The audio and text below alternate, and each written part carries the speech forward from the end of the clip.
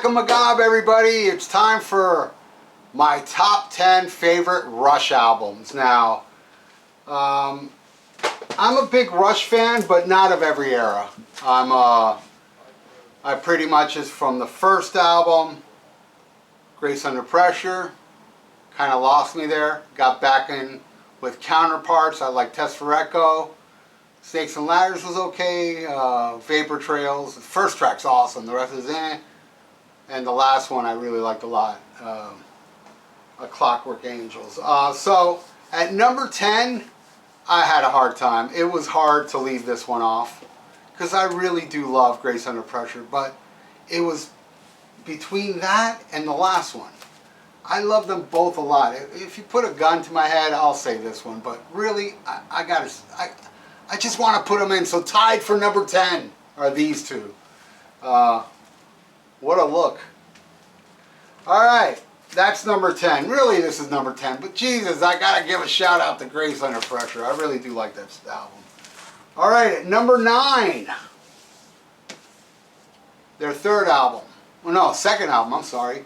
The first one with Neil Peart, whatever. Fly By Night. Great album. Anthem. Probably my favorite on here, but it's also got By Tor and the Snore Dog, Beneath, Between, and Behind, really heavy tune. Title track, In the End, Rivendell. I love this album. Number 9, Fly By Night. At number 8, the one that came after, A Caress of Steel. Caress of Steel.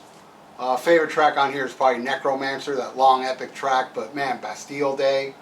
What else is on here? Lakeside Park. Fantastic album. I love it. Did you guys ever see the Rush documentary where they played this when it was brand new to Paul Stanley and he was like, what the hell's going on? He didn't get it. I get it. This is a great album. At number 7, going up a little later, Signals. I love Signals. This is a great album. When I got my new car, I don't know, like a year ago, this is the first thing I blasted in the car. I drove around playing this whole album. Absolutely love it. Chemistry. The Weapon is amazing. Analog Kid, Subdivision, New World Man, Digital Man. Love me Signals at number 7. At number 6, going all the way back to the first one. This is the 200 gram, not 180 gram, 200 gram version box set with John Rusty on drums. Love me the first Rush album. Of course, Working Man, Finding My Way. Before and After, probably the coolest deep track on here. What You Doing rules.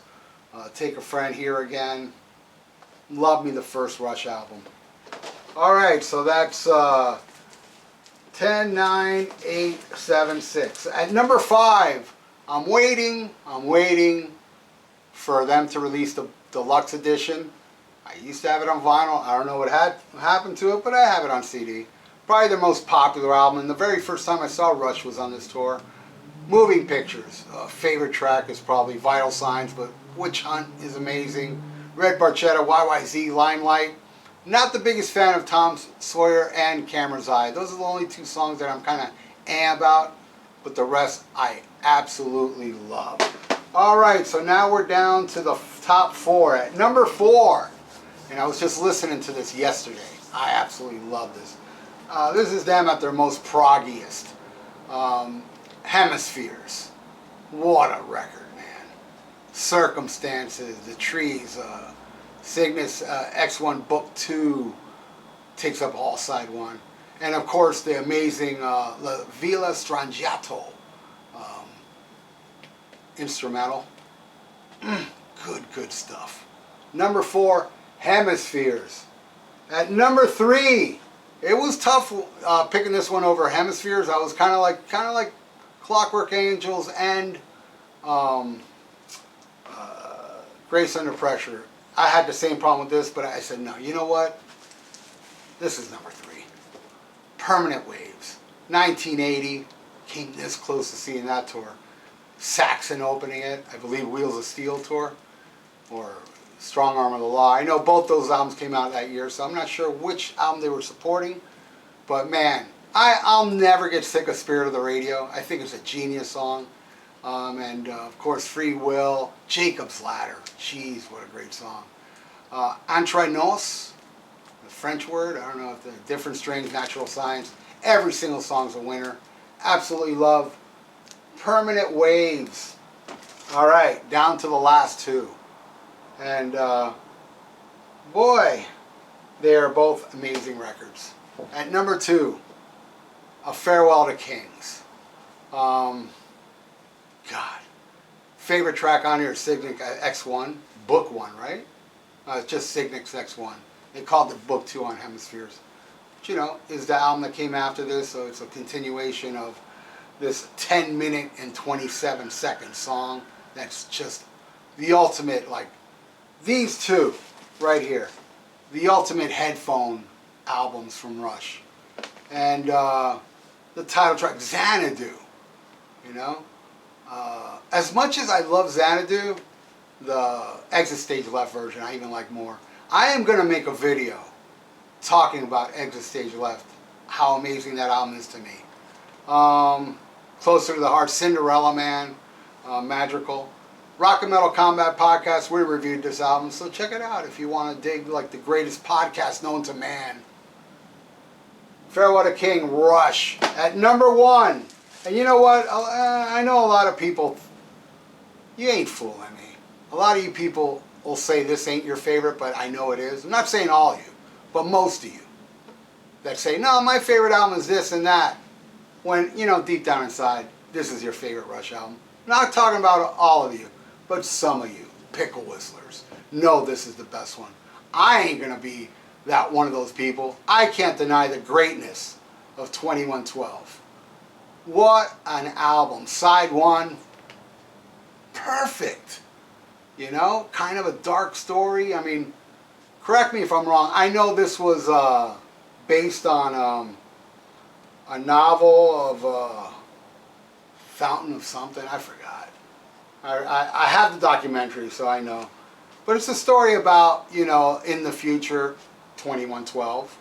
You know, it starts off the Temple of Syrinx, which is the high priest, and, you know, we are the priest of the Temple of Syrinx. Then it goes into a cave with waterfalls, and a guy finds a guitar, and he learns how to play it, takes it to the priest and showed him, and the priest said, no, that destroyed mankind before, and they banished him, and then at the end he dies. It's like a sad ending. I mean, do I got it right? I think it's something like that. And then at the end we have to assume control, like, attention all planets of the future generation. That's what I get out of it. Passage to Bangkok. Weed smoking too.